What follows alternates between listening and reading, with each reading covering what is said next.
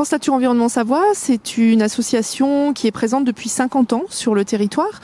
On s'appelait autrefois FRAPNA. Fédération Rhône-Alpes de protection de la nature. On a changé de nom au moment du changement de région, quand on est devenu Auvergne-Rhône-Alpes. On a pris le nom de notre fédération nationale, donc France Nature Environnement. Donc on intervient sur tout le département de la Savoie. On mène beaucoup d'actions de sensibilisation auprès des scolaires et du grand public. On mène également des actions de veille, donc autour de l'eau, de la protection de la montagne, de la flore, de la faune, voilà, de façon assez vaste. On a quelques actions en justice lorsque la loi n'est pas respectée. On siège dans des commissions préfectorales et départementales, on répond à des enquêtes publiques.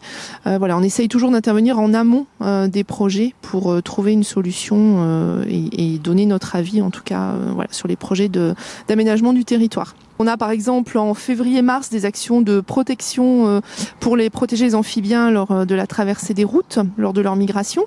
Donc on équipe des sites chaque année pour les aider. Puis on a des bénévoles qui relèvent tous les jours les seaux pour aider les batraciens à traverser. On mène quelques actions de nettoyage de sites ou d'entretien de sites en lien avec le Conservatoire des espaces naturels de Savoie. On aide à des chantiers de débroussaillage par exemple. On a également une plateforme qui s'appelle Sentinelle de la Nature qui permet à tout citoyen de nous signaler des atteintes à l'environnement et on voit avec eux comment résoudre le problème qu'ils nous signalent.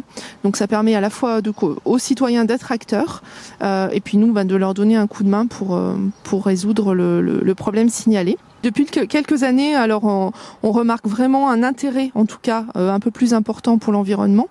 Quand on sensibilise des scolaires, on remarque également que c'est par les jeunes qu'on arrive à toucher les parents, les grands-parents, parce qu'ensuite quand on le fait, quand on a eu une animation en classe avec les enfants, on retrouve quelquefois les enfants qui emmènent leurs parents, leurs grands-parents sur nos manifestations, sur nos stands, voilà. Donc on sent quand même un intérêt croissant. Alors nous participerons à la fête de la nature c'est le 23 mai, avec une journée porte ouverte de l'Observatoire du Lac, où vous pourrez observer les oiseaux. Ensuite, nous avons 2 sorties orchidées qui, je l'espère, pourront avoir lieu si les restrictions sanitaires sont un petit peu levées.